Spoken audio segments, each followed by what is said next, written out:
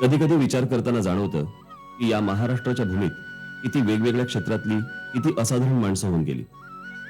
किती संत पुरुष, किती लढवय्ये, किती समाजसुधारक. कित्येकदा असं वाटतं की आपण गणती करायला बसलो तर आपली अख्खी हयात जाईल, पण गणती संपणार नाही.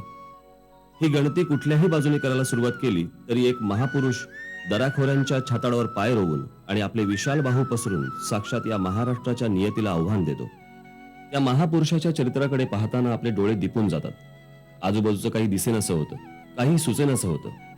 महापुरुषाचं नाव मी नव्याने सांगावं असं नाही, पण तरीही ते नाव उच्चारताना सुद्धा मला स्वतःला मी मराठी असल्याचं सार्थक वाटतं. म्हणून ते नाव पुन्हा सांगतो, छत्रपती शिवाजी महाराज.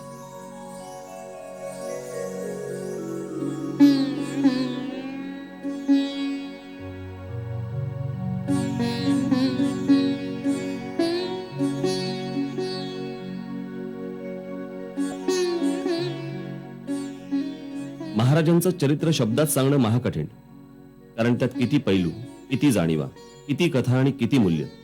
त्यामुळे महाराजांचं चरित्र दुसऱ्याला सांगणं म्हणजे शिवधनुष्य पेलण्याचं आव्हान स्वीकारणं. दोन्हीही अर्थाने शिवधनुष्यच हे. पण हे आव्हान स्वीकारणारा एक धुनमस्त माणूस या अंजन कांचन करवंदीच्या महाराष्ट्रात निघालाच.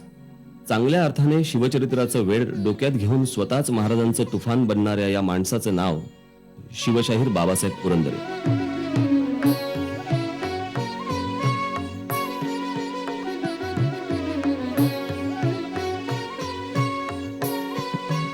माझ्या लहानपणापासून शिवशाहीर बाबासाहेबांचे हे तुफान मी अनुभवत आलोय.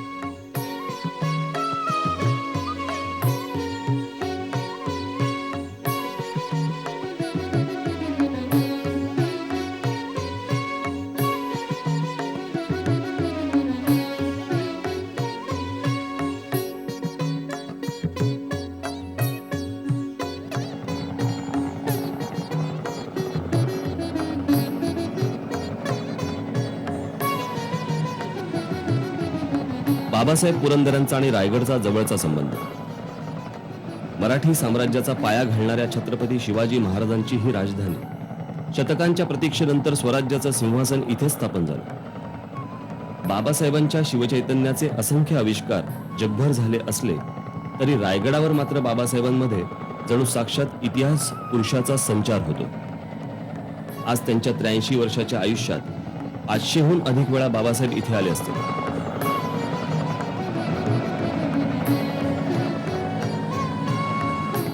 त्यामुळे त्यांचं ह्या हृदयीचं त्या हृदयी जे काही चालतं ते जाणण्याकरता आम्ही हीच जागा निवडली. किल्ले रायगड, मराठ्यांची राजधानी. मला रायगडावर बाबासाहेबांबरोबर असताना प्रत्येक शिवकालीन गोष्ट जिवंत झाल्यासारखी वाटत होती. फक्त मलाच नव्हे तर माझ्यासोबत असणाऱ्या प्रत्येकाला. बाबासाहेब, आपण आज आपल्या व्याख्यानांना 50 वर्ष पूर्ण केली. 50 वर्ष आपण महाराष्ट्राला, या महाराष्ट्राचा इतिहास सांगत आलात, महाराजांचा इतिहास सांगत आलात. आपल्याला हे करिअर निवडावं असं का वाटलं? अशी कोणती घटना घडली तुमच्या आयुष्यात की या विषयाकडे वळावं असं वाटलं तुम्हाला? माझ्या वडिलांनी लहानपणापासून मला ज्या गोष्टी सांगितल्या, त्या इतिहासातल्या सांगितल्या, दागदागिन्यातल्या सांगितल्या, निर्णायक घराण्यातल्या सांगितल्या, जंगलातल्या सांगितल्या, जनावरांच्या सांगितल्या, डोंगर, रान, सह्याद्री याच्याही सांगितल्या. आणि त्या सगळ्या गोष्टीचा माझ्या मनावरती असा एक खोल परिणाम होत गेला. आणि मी 11 वर्षाचा असताना एक विलक्षण गोष्ट घडली. प्रभात फिल्म कंपनीने सिंहगड नावाचा एक चित्रपट काढला. त्याच्यामध्ये बाबूराव पेंढारकर यांच्यासारख्या अतिशय जबरदस्त ताकदवान कलाकारांना उदयभान राठोड कोंढाण्याचा सिंहगडचा किल्लेदार म्हणून भूमिका केली होती. आणि तानाजीची भूमिका शंकरराव भोसले या नावाच्या कोल्हापुरातल्या एका कलाकारांनी केली होती. मी त्यांना कधी पाहिलं नव्हतं, त्यांचा माझा काही परिचय नव्हता. पण पडद्यावरती मी पाहिला तो मूर्तिमंत तानाजी मालुसरेच पाहिला. आणि तो चित्रपट मी जेव्हा पाहिला तेव्हा माझ्या मनावरती तो तानाजी इतका एखाद्या खडकात कोरलेल्या शिल्पासारखा उमटला की तो आजही पुसला जात नाही. प्रभात फिल्म कंपनीशी मी अत्यंत कृतज्ञ आहे. आपल्याला एक माहिती का, मला इतिहास इतकाच प्रभात फिल्म कंपनी आणि इतर कलाकारांचा आणि कलांचा नाद आहे. त्यातही मी रमतो, अतिशय रमतो. म्हणजे ते रमायला लागलं की मला जेवणाची आठवण होते. शंकरराव भोसलेंनी जे तान्हाचं काम केलंय आणि त्याच्यामध्ये केशवराव धायबरेंनी शेलार मामाची भूमिका केली, अलौकिक. त्यात तर मी घडलो ना. याचं कोणी भविष्य वर्तवलं होतं का आपलं? नानासाहेब नार्वेकर माहिती आहेत ना, नूतन मराठीचे ते मुख्याध्यापक होते. असे मी भावी स्कूलचा विद्यार्थी. नूतन मराठी आणि भावी स्कूल याच्यामध्ये फार फरक नाही. आमच्या शाळेची टिंगल तर लोक असं करत असत, नापास मुलांची शाळा. पण त्या शाळेमध्ये मी शिकत होतो. भावी स्कूलच्या एका संमेलनामध्ये, मी बोलतोय ते 1936 सालचा आहे. मी 14 वर्षाचा होतो. आणि त्यावेळेला मी एक छोटासा असा 3 मिनिटाचा असा उतारा पाठ केलेला होता. चक्क कवितेसारखा पाठ केला होता, गद्य उतारा होता.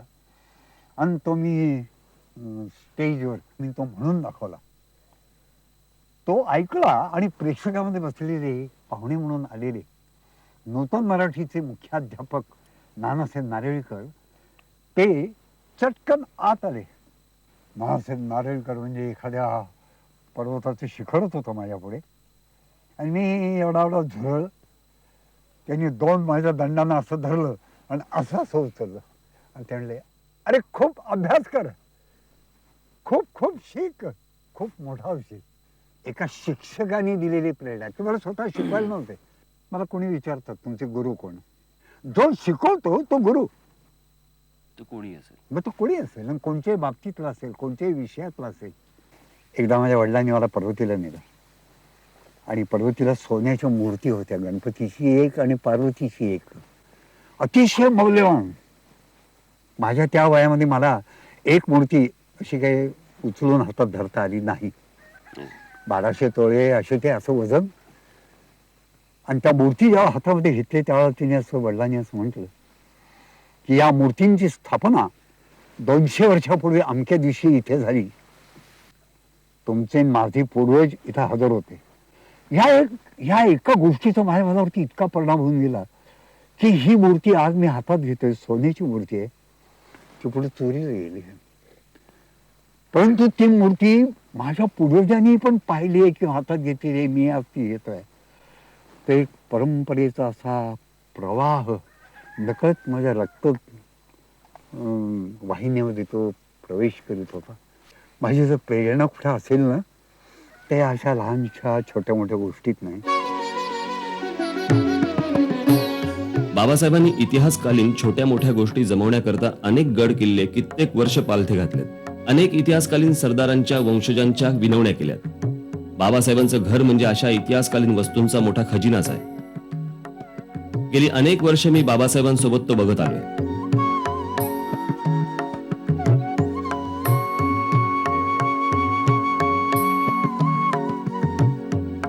पण बाबासाहेबांना खंत आहे ती वेगळीच. महाराष्ट्रातल्या अगणित इतिहासकालीन वस्तूंचा खजिना गेल्या 100 वर्षात केवळ निष्काळजीपणामुळे नाहीसा झालाय. सामान्य माणसांच्या मनातल्या या ऐतिहासिक ठेव्याबद्दलची अनास्था आणि औदासिन्य याबद्दल बाबासाहेब पोटतिडकीने बोलतात. त्यांच्या लहानपणी त्यांनी पाहिलेल्या मूर्तीच्या चोरीबद्दल मी त्यांना विचारलं. ही स्वातंत्र्यपूर्व काळात गेली चोरीला की आत्ता गेली चोरीला? नाही, ती त्याच वेळेला गेली. आमचे देव चोरांना लवकर पावतात. पूर्वी ते संताजी घोरपड्यांना, पहिल्या बाजीराव पेशव्याला आणि शिवाजी महाराजांना पावत होते. आता ज्या चोऱ्या होत्या, पर्वतीला चोरी झाली, आमच्या देवस्थानात चोरी झाली, जेजुरीला चोरी झाली, अशी प्रतापगडला चोरी झाली. शिवाजी महाराजांनी भवानी देवीला अर्पण केले ते एवढे अप्रतिम उत्कृष्ट दर्जाचे डागडागिने राज्याभिषेकापूर्वी जे अर्पण केलेलं की ज्याची आजच्या किमतीप्रमाणे किंमत तर कोटीमध्ये भरेल. यादी पाहिजे असेल तर एखादी यादी देता येईल. कारण चोर सापडले, चोरी सापडलेली, पण ते चोरीला गेले. असे कसे गेले? असे कसे जाऊ शकतात? आणि अशा अनेक देवस्थानाच्या चोरी झाल्या का? त्याच्याकडे आपण त्या दृष्टीने पाहिलं नाही की आज आमचं अमौलिक मन गेलं. आणि मला आठवतं का, इंग्लंडच्या राजाला किंवा राणीला राज्याभिषेक करताना खाली काहीतरी एक दगड ठेवतात म्हणे. तो परंपरेने चालत आलेला आहे. साधा दगड आहे म्हणे, का फरशीचा तुकडा असं काहीतरी आहे.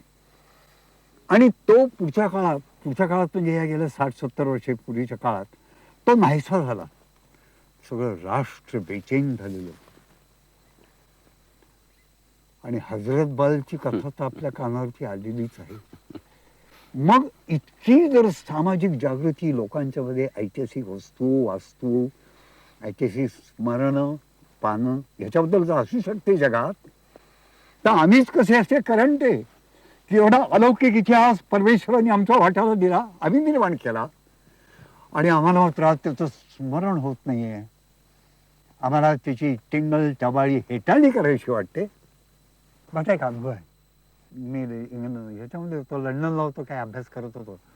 त्यावेळेला मी घाईघाईने पत्र पूर्ण केलं, पाकिट केलं, पाकिटावर तिकीट नव्हतं. पोस्ट समोरच होतं, मी जिथे राहत होते तिथे तिकीट विकण्याकरता एक कॉलेजमधली मुलगी, बहुतेक पार्ट टाइम सर्व्हिस होण्याची करत होती, ती बसलेली होती, इंग्लिश होती. मी गेलो, अगदी आता पोस्ट म्हणजे क्लिअरन्सची वेळ होती, उघडणार होते पेट्या. तेवढ्यात मी गेलो, म्हटलं आत्ता जवळ पत्र पडलं तर आत्ता लवकर जाईल, पण तिकीट लावायचं राहिलं होतं. मी घाईघाईने गेलो, त्यांना मी ते पैसे दिले, तिकीट घेतलं त्या राणीच्या शिक्क्याचं. आता जी राणी आहे तिथंच तिकीट ते मी घेतलं आपल्या भारतीय पद्धतीप्रमाणे, ते चिकटवलं आणि मी त्यांना त्या मुलीला ते पाकिट दिलं तिथंच काउंटरवर. आणि मी म्हटलं हे एवढं त्यात आता जमा होईल ना? तर ते म्हणले बा तुम्ही काही काळजी करू नका, होईल. मी ते दिलं, तिला थँक्यू म्हटलं आणि मी परत फिरलो. 2 पावलं पाठीमागे आलो असेल तर तेवढ्यात तिने मला हाक मारली, मिस्टर. मी वळलं, पाहिलं, परत तिथे गेलो. मी तिला म्हटलं काय? त्या ती म्हणाली ते दुरुस्त करा. मी पाहायला लागलो, काय झालं? बरोबर आहे, पैसे बरोबर आहे, तिकीट बरोबर आहे, किंमत बरोबर आहे. आणि मी तिकीट पाहिलं, ते राणीचं तिकीट त्या घाई गर्दीमध्ये चुकून उलट लागलं होतं. त्या चिमणी ते दुरुस्त करा. ओलं ओलं होतं, अंगठा लावला आणि फिरवलं तर राणीचं डोकं जाग्यावर आलं. पण मी हसलो, ती मात्र हसली नाही. आणि मी तिला विचारलं काय बिघडलं? समजा उलट लावलं, पैसे तेवढेच आहेत ना, मी दिलेले आहेत ना, मग काय बिघडलं? आणि समजा मी परस्पर प्रत्यक्ष पेटीत तसंच टाकून दिला असतो तर काय लक्षात आलं असतं कोणाचं? तर ते म्हणजे मला सगळं लक्षात येते, पण माझ्या डोळ्यात देखत माझ्या राणीचा अपमान होतोय, माझ्या राष्ट्राचा अपमान होतोय, ते मला बरोबर वाटत नाही. म्हणून मी तुम्हाला सांगितलं, बाहेरची माणसं येतात आणि आमची स्तुती करतात. शिवाजी महाराजांच्या बद्दल एखादा डगलस येतो आणि तो म्हणतो हे अलौकिक चरित्र आहे, हे अलौकिक चरित्र आहे, या चरित्राला तोड नाही. If Walter Scott would have been here in India, he would have soon worked on the subject with all his boast of heroism and pomp of power. असं तो म्हणतो. आणि आम्हाला शिवाजी महाराज म्हणजे जुन्या काळातलं उकरून काढलेलं भूत वाटतं. हा, भूत जरूर आहे, पण पंचमहाभूतांची ताकद असलेलं ते जिवंत भूत आहे, ते कल्याणकारी भूत आहे. जॉर्ज बर्नार्ड शॉ बोलले होते की आपण इतिहासातनं शिकत नाही, हेच आपण इतिहासातनं शिकतो. आपण खरंच काही शिकलो का इतिहासावरनं? हा समाज काही शिकला का, की फक्त एक मनोरंजनाचं साधन म्हणून याच्याकडे बघितलं? मनोरंजनाचं चांगलं साधन म्हणून जरी पाहिलं असतं ना, आमचे नेमके गुण आणि नेमके दोष जरी आम्ही मनोरंजनाच्या दृष्टीने लोकांच्या पुढे ठेवले असते, सांगितले असते, दाखवले असते नाटकासारखे, तरी या समाजाला खूप शहाणपण आलं असतं. पण त्यांनी इतिहासाकडे एक कित्येकदा तर चेष्टा कुचेष्टा टवाळी, कधी व्यक्तीची तर कधी समाजाची, या दृष्टीने इतिहासाकडे पाहिलं आणि त्यामुळे नुकसान झालं. आता बर्नार्ड शॉ हा एक इंग्लिश मनुष्य, जागृत देशातला मनुष्य सुद्धा हे म्हणतो की इतिहासातून काहीच शिकत नाही, हेच आम्ही इतिहासातून शिकतो. मग त्या त्रैवार्षिकामध्ये आम्ही कुठे होऊन बसू? आम्ही तो शून्यात जाऊ. आम्ही इतिहासात तर काहीच शिकलो नाही. एक साधं उदाहरण आहे डोळ्यापुढे की अलेक्झांडर पासून त्याची शेवटी अब्दालीपर्यंत, इतकंच नाही, इपीच्या फकीरापर्यंत. इपीचा फकीर नावाचं एक प्रकरण ब्रिटिश काळामध्ये होऊन गेलं. तिथपर्यंत सारख्या हिंदुकुश आणि खैबर खिंड या बाजूने आमच्यावरती स्वाऱ्या येत आहेत, हल्ले येत आहेत. पेशव्यांना याची जाणीवच आहे, शिवाजी महाराजांना होती. सरहद्दीच्या बंदोबस्ताच्या बाबतीमध्ये महाराजांची जागृतता दाखवली आहे. ती जागरूकता पेशव्यांनी दाखवली नाही. ओनली एक्सपान्शन, नो कॉन्सॉलिडेशन, हा पेशव्यांनी केलेला एक अत्यंत मोठा दोष किंवा चूक आहे.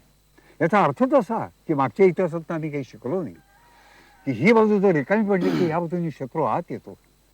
साधं वारा सुटला तर खिडक्या आपण बंद करतो ना. मग हे राष्ट्राच्या बाबतीमध्ये आम्हाला समजू नये. महाराजांच्या या एवढ्याशा लहानशा स्वराज्यामध्ये सुद्धा सरहद्दीच्या बाबतीत त्यांनी घेतलेली दक्षता पाहिल्यानंतर लक्षात येतं की हा नेशन बिल्डर आहे, हा इस्टेट बिल्डर नाही आहे, हा प्रॉपर्टी निर्माण करायला निघाला कोणीतरी पुंजीपती नाही आहे. हा राष्ट्र उभं करू पाहतोय. हे सगळं समाजाकरता आहे, राष्ट्राकरता आहे, हे देवदेवतांच्या करता आहे, संस्कृती करता आहे. हे कायमचं जगाच्या कल्याणाकरता आपण काही करतो त्या भावनेनी ते करता येतं. ही भावना जर राज्यकर्त्यांनी किंवा पुढारी बनवणाऱ्या नेत्यांनी ही जर ठेवली नाही तर अशाच चुका गुन्हाकारांनी या पुढे चालूच राहणार. महाराजांबद्दल बाबासाहेब खूप दंतकथा हो, आहेत. त्याच्याकरता ती इतिहास संशोधकांची आवश्यकता आहे. आणि या दंतकथाच जास्ती रुजले गेलेत काही स्वाभाविक आहे, प्रमाणात, कारण काही त्यात प्रमाणात. लालित्य असतं. आता उदाहरणार्थ बघायला गेलं आपण तर ज्या महाराजांना आपल्या स्वतःच्या आईबद्दल एवढं प्रेम होतं ते असं एखाद्या सुभेदाराच्या सुनेकडे बघून असं म्हणतील का की अशीच आमची आई असती, जे खोटं आहे. जे खोटं आहे. म्हणजे उदाहरणार्थ की घोरपडीचा किस्सा किंवा आपण किंवा भवानी तलवारीचा घेऊ आपण, हे थोडंसं आपण सांगू शकाल का? म्हणजे ह्या काय नक्की काय गोष्टी आहेत या? ह्या काय होतं, परंपरेनं त्या कथा येतात, सांगोवांगी अनेक ठिकाणी होतात. अहो आपल्या बाबतीत सुद्धा होतं. नाही, घोरपड एक आहे. हो. अहो, एकदा तर एका कॉलेजच्या समारंभाला मला अध्यक्ष बोलवलं आणि त्या प्रिन्सिपॉल साहेबांचा नाव नाही सांगत, पण तो त्यांचा माझा पूर्वीचा काही परिचय नाही. परंतु प्रास्ताविक भाषण करायला प्रिन्सिपॉल उभे राहिले. ते म्हणाले, साक्षात मूर्तिमंत इतिहासाचा हा पुरुष आहे. माझ्याकडे हात करून, लग्न नाही, कार्य नाही, संसार नाही, काही नाही, सगळं आयुष्य इतिहासाला व्हायलंय. आता हे खोट आहे. मी तर दुष्काळात पडलो की उद्या जर ही कॉलेजमधली पोरं माझ्या घरी आली आणि त्यांनी अमृतरावांच्याकडे आणि प्रसादरावांच्याकडे हात करून विचारलं की हे कोण, आणि आमच्या सौभाग्यवतींच्याकडेही पण त्यांनी विचारलं की या तुमच्या कोण, तर मी काय सांगू. पण त्यावेळेला ते प्रिन्सिपॉलच, मी त्यांना हवंच म्हटलं की असं काही नाही आहे, सचडले राहू द्या, कोण विचारायला जातो म्हणले. पण नंतर मी त्यांना म्हणले की यातनं गैरसमज पसरतात आणि मग ते पसरतच जातात, ते रूढ होतात. या दंतकथा ह्या अशाच आहेत. म्हणजे लोकांची स्वप्नरंजन आहेत. स्वप्नरंजन आहे. कुठून तरी ओळखत काय धचा मा, हम्म. हे आता आपल्याला तर सगळ्यांना महाराष्ट्रात माहिती आहे. धचा मा केला त्यामुळे नारायणरावचा खून झाला. असा अगदी प्रत्यक्षात काही नाही, पण कोणीतरी पुण्यातल्या रिकाम टेकड्या तिच्या डोक्यात आलं, काय करायचं होतं, धरायचं होतं. पण काय झालं, मारले गेले. धरायचं होतं, मारले गेले. धराय मा ध मा, लगेच त्यांनी कथा करून तयार करून ती लोकांच्यात पसरून दिली. नाही, पण ह्या सगळ्या कथा ज्या वेळेला येतात त्या इतक्या जोरात पसरतात. म्हणजे त्या जेवढ्या जोरात पसरतात तेवढा मूळ इतिहास जोरात पसरत नाही. कोणाची निंदा नाही, नालस्ती नाही, अशा काही दंतकथा निर्माण होतात. आपण ऐकतो. पण जिकडे आपण ज्या एका महापुरुषाबद्दल ज्याला बोलतो त्याची जर याच्यामध्ये इमेजला जर समजा धक्का पोहोचत असेल, अशा जर काही दंतकथा असतील किंवा आहेत, तर त्या सर्वसाधारण माणसांच्या मनामधनं पुसण्याचा कोणी प्रयत्न का नाही हो, केला पाहिजे. आता एक दंतकथा जर समजा आपण घेतली, म्हणजे ती दंतकथा आहे असं मला माहिती आहे, पण आपण जर सांगितलं तर बरं होईल. आणि ती म्हणजे या वाघ्या कुत्र्याची, की तिथे जो लेख लिहिलेला आहे त्याच्यावरती की महाराज गेल्यानंतर वाघ्या कुत्र्यानी महाराजांबरोबर चितेत उडी मारली. महाराजांचा कुत्रा होता नव्हता, आणि होता तर ही समाधी इथे काय, याची एक कथा आपण मला मागे सांगितली होती, आपण ती महाराष्ट्राला सांगावी अशी.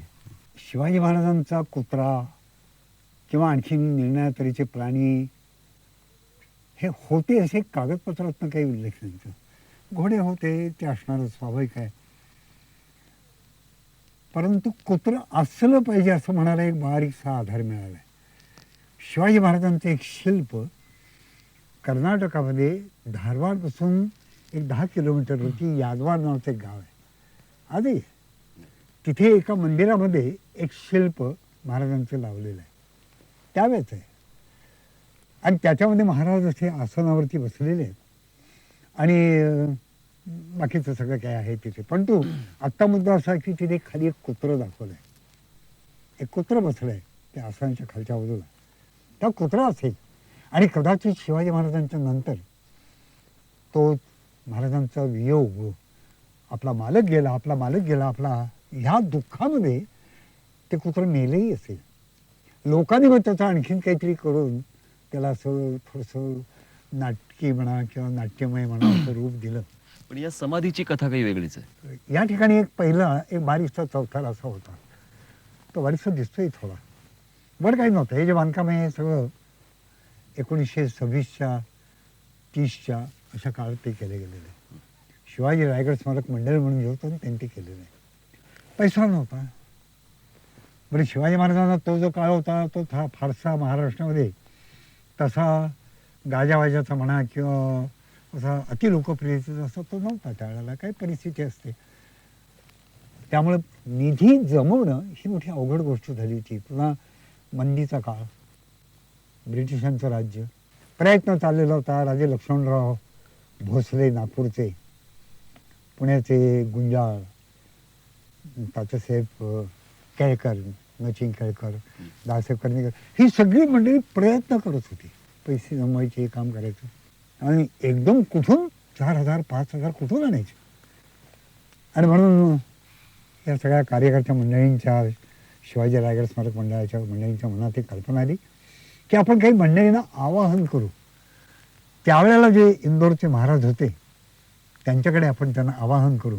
केलं आणि त्यांनी ताबडतोब उत्तम प्रतिसाद दिला आणि असं सांगितलं की मी या कार्याला सुमारे 5,000 रुपये, 5,000 रुपये म्हणजे फार मोठे आहेत त्या काळात, पण 5,000 रुपये मी देईन. या संस्थेत टिळक पण होते. टिळक होते, पण टिळक 1 ऑगस्ट 1920 या दिवशी मरण पावले. हे जे मी बोलतोय ते पुढच्या काळात बोलतो, 29-30 1930 या काळात बोलतो. तेव्हा ही सगळी मंडळी ही इंदोरला गेली. महाराजांनी आपल्या सेक्रेटरीच्या मार्फत त्यांना निरोप पाठवला इंदोरमध्येच. किंवा माझ्या लक्षात आहे, माझ्या मनातही आहे, पण मी यावेळेला अतिशय सचिंत आहे, मी दुःखी आहे. का? तेव्हा ते म्हणाले की महाराजांचा एक अत्यंत आवडता असा एक कुत्रा होता आणि तो नुकताच मरण पावला. 5,000 रुपये त्यांच्याकडे पाठवले आणि अशी आपली मानसिक मनातली इच्छा व्यक्त केली तेव्हा रायगडावरची आपण ह्याच्यातलं काय खर्च करायचे ते करा, पण माझ्या मनातला माझा कुत्रा आहे, त्या कुत्रा या विषयाच्या संदर्भात जर काही जर होऊ शकत असेल संलग्न तर ते केलं तर मला बरं वाटेल. काही वावगत होतं, स्वाभाविक होतं.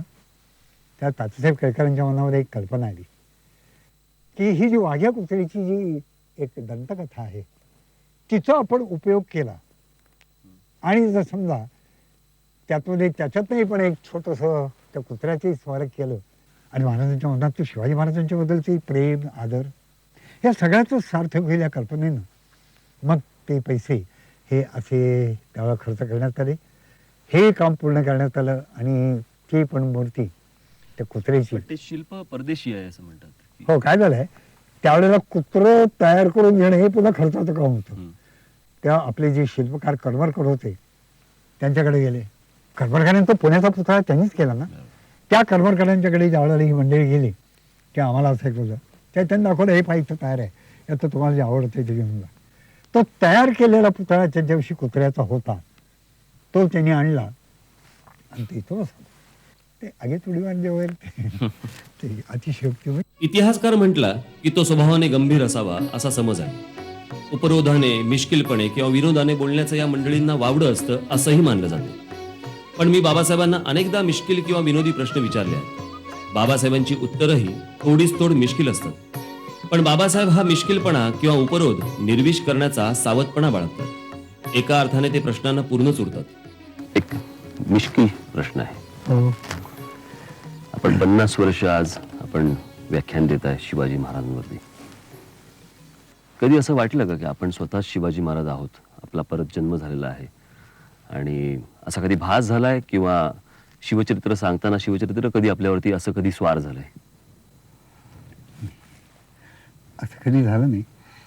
पण आत्तापर्यंत आणखीन एक काही प्रश्न मला विचारतात तो असा की स्वप्नात तुम्हाला शिवाजी महाराज दिसले, एकदाच फक्त दिसले, आणि तेही इतके की ते सेकंदात सांगायचं झालं तर मला वाटतं बहुतेक 10 ते 12 सेकंद ते दिसले.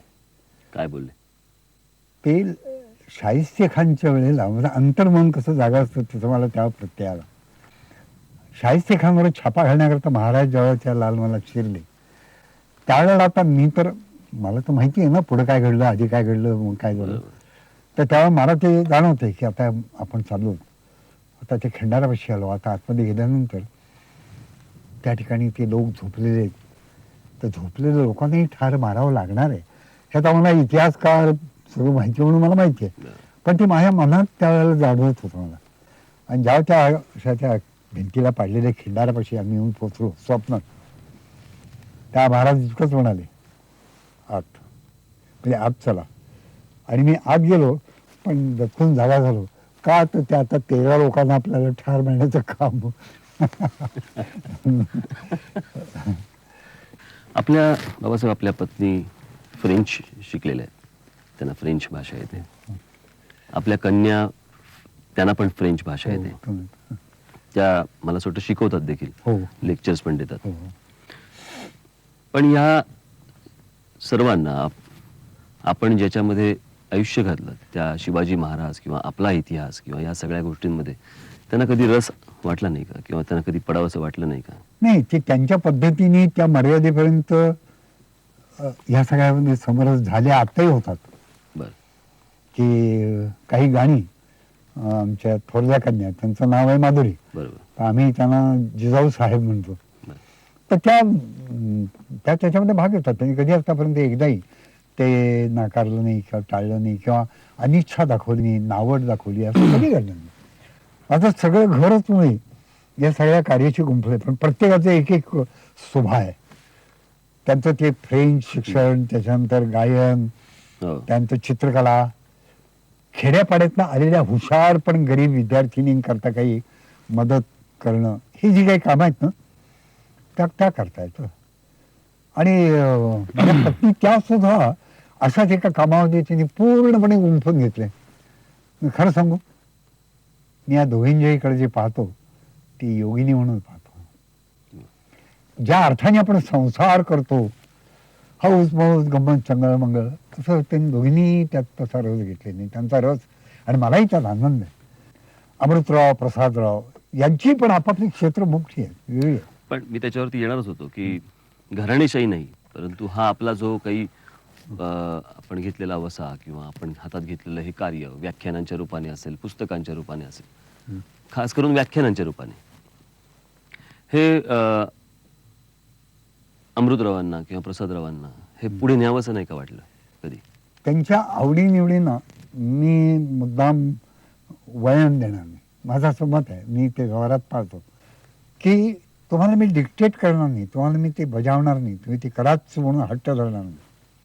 तुम्हाला जेवढं आवडेल तेवढं करा, तुम्ही जे कराल ते मनपूर्वक करा, ते जे आवडेल ते करा. पण ह्या सगळ्या 50 वर्षामध्ये किंवा इतक्या वर्ष आपण हे कार्य करतात, याच्यामध्ये कोणाला हा इतिहास पुढे चालू राहावा, कोणीतरी सांगत राहावा, याच्यासाठी कोणाला घडवावं असं तुम्हाला कधी वाटलं नाही का, किंवा कधी घडलाच नाही का, किंवा कधी कोणी आलाच नाही का? आपण म्हणतो ते बरोबर आहे की जर एक काम विशिष्ट असं ठरवून जर एखादी व्यक्ती करत असेल तर त्याच परंपरेतनं तोच विषय, त्याचे जे काही अंग उपांग असतील ती बरोबर. ही करीत राहणं, यालाही महत्व असतं. हो, कारण आज आपण आपल्याला माहिती असलेला हा इतिहास संपूर्ण उद्या भविष्यात कुठे भ्रष्ट स्वरूपात तो येऊ नये लोकांसमोर, किंवा अजून म्हणजे आजच त्या इतिहासाचे इतके फाटे फुटलेले आहेत त्याला, जर समजा ह्याचं ज्ञान नसलेली माणसं जर नसतील तर येणाऱ्या जनरेशननी ऐकायचं काय, कोणाचं हो, ऐकायचं? आहे. त्याला आता टेप रेकॉर्डर हा जबाबदार धरावा लागेल, आणि हे सगळं टेप करून ठेवणं हा त्यातला एक मार्ग असेल. मी सगळं जे मी सांगतो बरोबर. ते अगदी 100% खरं असेल, बरोबर असेल अशी खात्री देता येत नाही ना. कदाचित पुढे काही पुरावे मिळतील, बरोबर. त्यात थोडंसं बदल करावा लागेल. कदाचित मी काही तर्काने जे विषय मांडतो ते बदलले जातील. इतिहासात कधी कोणी हट्ट आणि आग्रह धरू नये.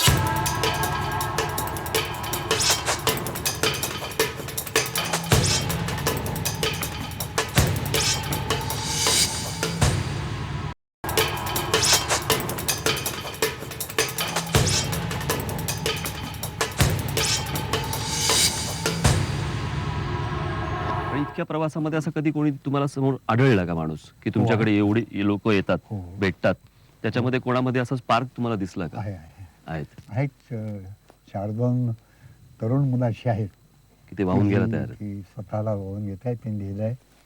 काही माझे अनुयायी म्हणा किंवा असे विद्यार्थी असे नाहीत, पण आमचे पांडुरंगराव बलकावडे आणखीन एक मुलगा आहे.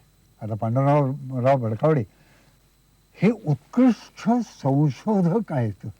म्हणजे मुडी कागद वाचणं, त्याची संगती लावणं, कारण ते फार अवघड काम आहे. हो हो. तो चक्रव्यूहच आहे का, पण ते अतिशय उत्तम रीतीने करतात असं प्रत्ययाला आलंय.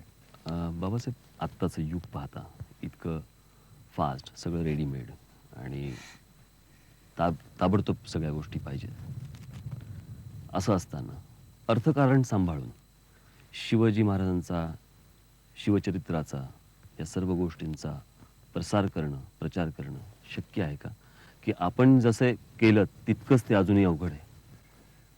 नाही, आता जरा सुविधा झाली आहे असं दिसतं. कारण गेल्या 50 वर्षामध्ये आणि विशेषतः आपले पूर्वीचे महाराष्ट्राचे माननीय मुख्यमंत्री आणि नंतर मग केंद्रामध्ये पण ज्यांनी खूप मोठं काम केलं ते यशवंतराव चव्हाण यांच्यापासून शिवचरित्राला पुन्हा एकदा अभ्यासाला म्हणा किंवा निर्णय साधनं जमवण्याला म्हणा पुन्हा एकदा उठाव आला.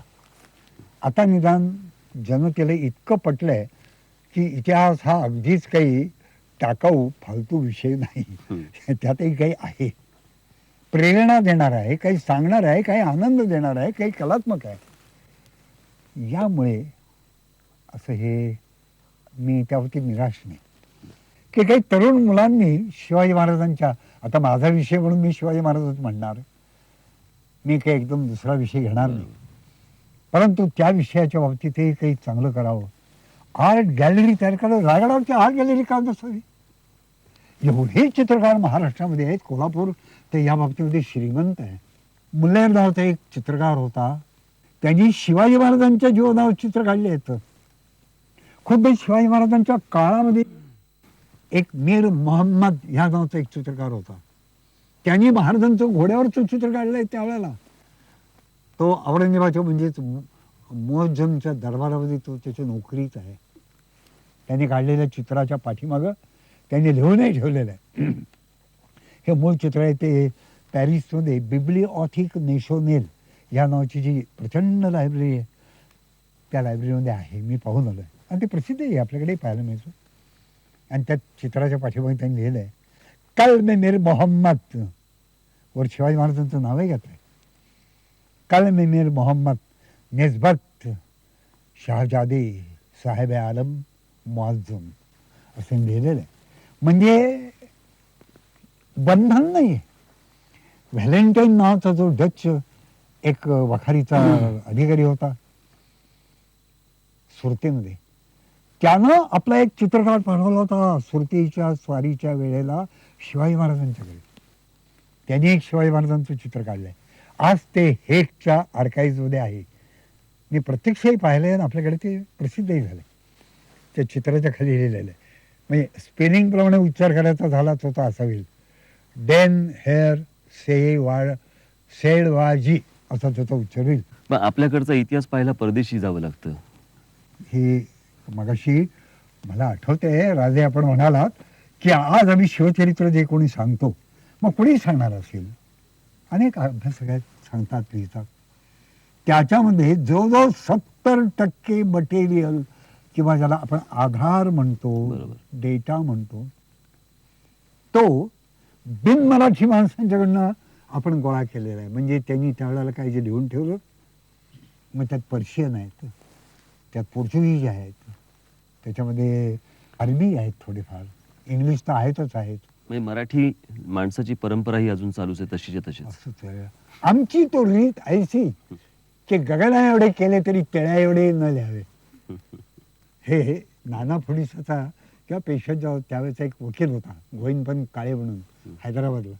त्यांनी आपल्या पत्रात ते लिहिलंय की आमच्या लोकांनी पराक्रम खूप गाजवला पण काही लिहून ठेवलं नाही. त्यात हे त्या पत्रात हे वाक्य आहे, आमची रीत तो ऐसी की गगना एवढे केले तरी तळ्या एवढे न लिहावे. आपण मग आम्ही काय करावं आता, आम्हाला काही कळतच नाही की या सरदारांनी या जहागीरदारांनी किंवा या सेनापतींनी काय केलं, का मार खाल्ला, का जय मिळवला.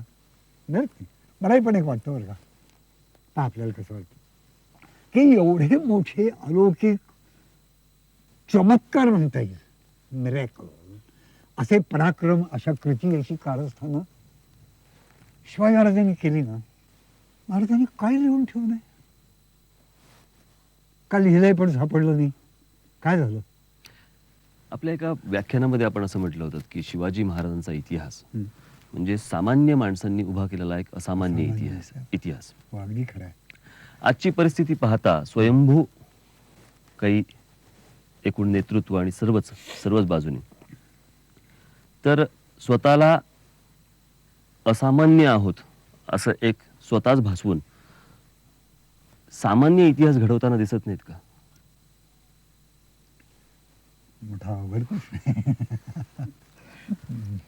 त्याबाबतीत मला एक जाणवतं की आपण सगळेजण आता जनतेमध्ये वावरतो त्यावेळेला तरुण मंडळी की जी ज्यांचं अजून कर्तृत्व खरं उदयाला यायचं आहे, जगाला दिसायचं आहे, ती मंडळी जेव्हा स्वतःची योजनापूर्वक पोस्टर्स लावून किंवा अशा पद्धतीने जाहिरात करतात त्यावेळेला असं वाटतं की थांब रे मुला थांब, अजून जरा मोठा हो, कर्तृत्व गाजव, आपोआप प्रसिद्धी तुझ्या मागे येईल.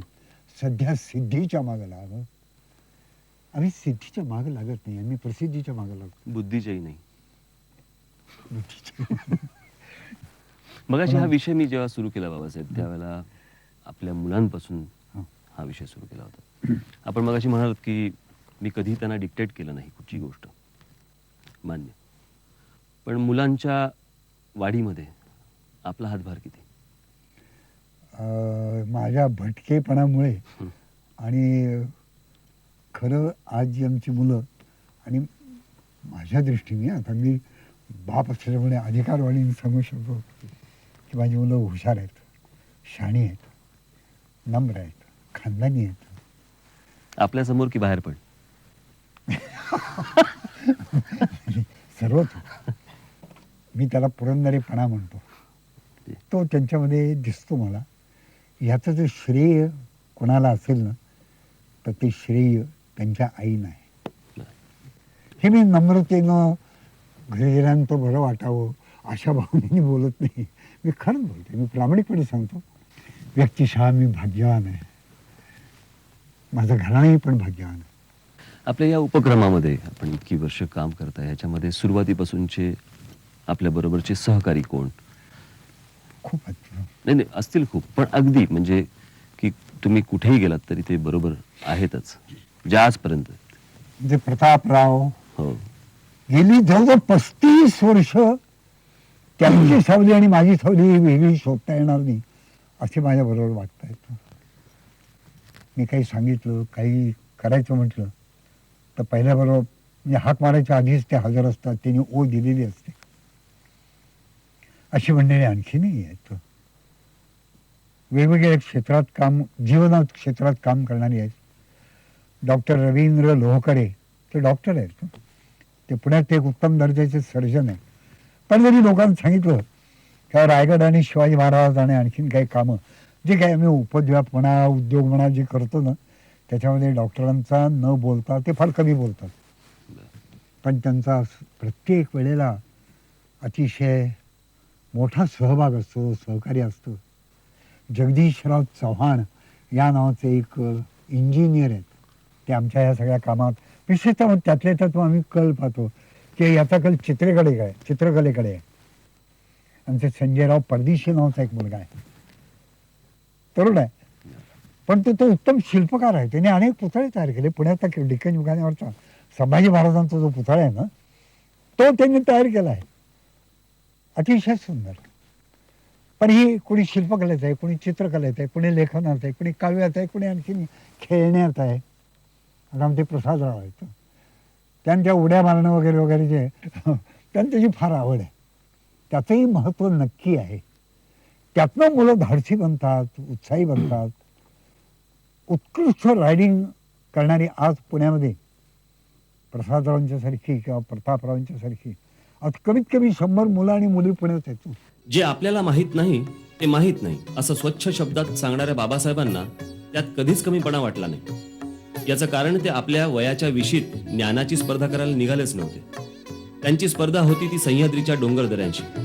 या डोंगरदऱ्यात जो 350 वर्षापूर्वी स्वातंत्र्याचा अंश विखुरलेला होता तो बाबासाहेबांनी उभी हयात कण कण गोळा केला आणि आपल्या सर्वांवरती उधळून दिला. पण प्रश्न मात्र असा आहे की तो अंश आपण किती गोळा केला. मार्शल स्पिरिट हे महाराष्ट्राचं एकमेव स्पिरिट आहे. युद्ध हा त्याच्या रक्तात भिनलेला विषय आहे. पण सैन्यात जात नाही. त्याला मास्तर व्हावंच वाटतं, त्याला ग्रामपंचायतचा सेक्रेटरी व्हावंच वाटतं आणि निवडून यावं असं वाटतं. ही कुठली छोटी महत्वाकांक्षा आमच्या मुलांच्या मनात आली. बाबासाहेब, आपल्या आत्ताच्या सगळ्या बोलण्यावरनं मला एक आठवलं, म्हणजे की आपण दरवेळेला मराठी बाणा म्हणून जेव्हा आपण म्हणतो त्यावेळेला मोडेन पण वाकणार नाही असं आपण म्हणतो.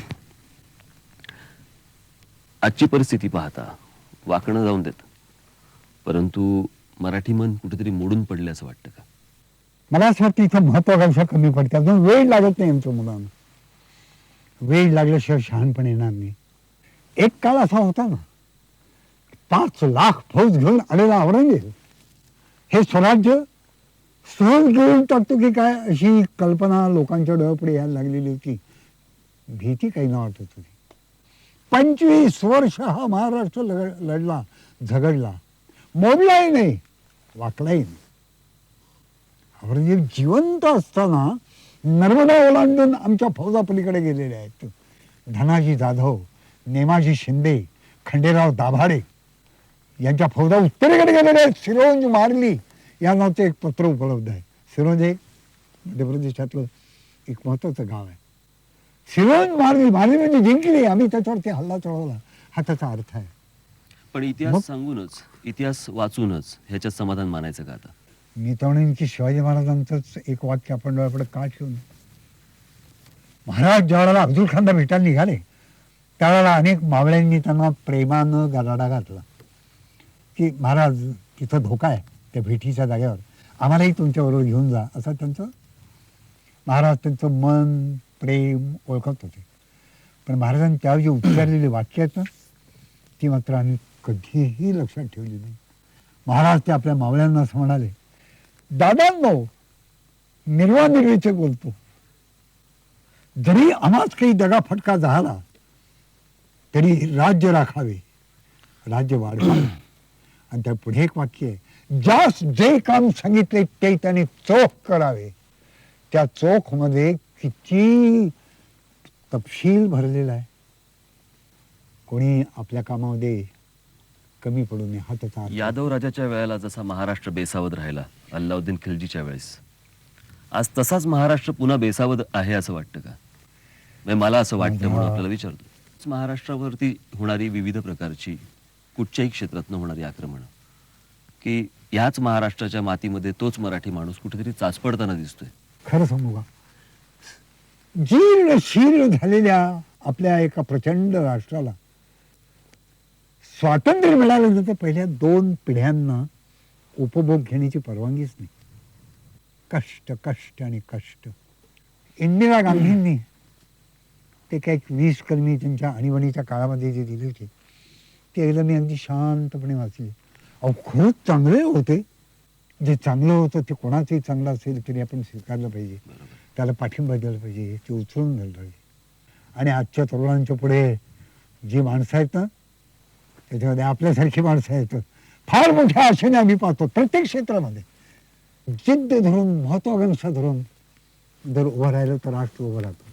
बाबासाहेब पुरंदरेंकडून मी छत्रपती शिवाजी महाराजांच्या असंख्य कथा ऐकल्यात.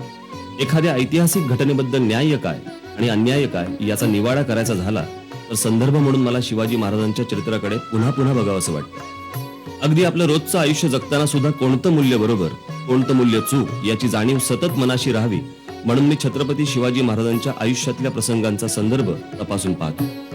असा नेमका संदर्भ तत्काळ जाणण्याकरता अनेकदा मी असा थेट जाऊन बाबासाहेबांच्या समोर उभा राहिलो आणि बाबासाहेबांनी मला कधीही निराश केलेलं नाही. शेकडो वर्षापूर्वीचा प्रसंग, त्याची तारीख, वार आणि त्याच्या ऐतिहासिक महत्वासह बाबासाहेबांनी नेहमीच माझ्यासमोर जिवंत केलाय. माझ्याच काय अख्ख्या महाराष्ट्रासमोर त्यांनी अनेकदा छत्रपती शिवाजी महाराजांचं चरित्र जिवंत केलंय. महाराज सिंहासनाधीश्वर प्रौढ प्रताप पुरंदर महाराजाधिराज राजा शिवछत्रपती की जय. राजा शिवछत्रपती की जय. राजा शिवछत्रपती की जय.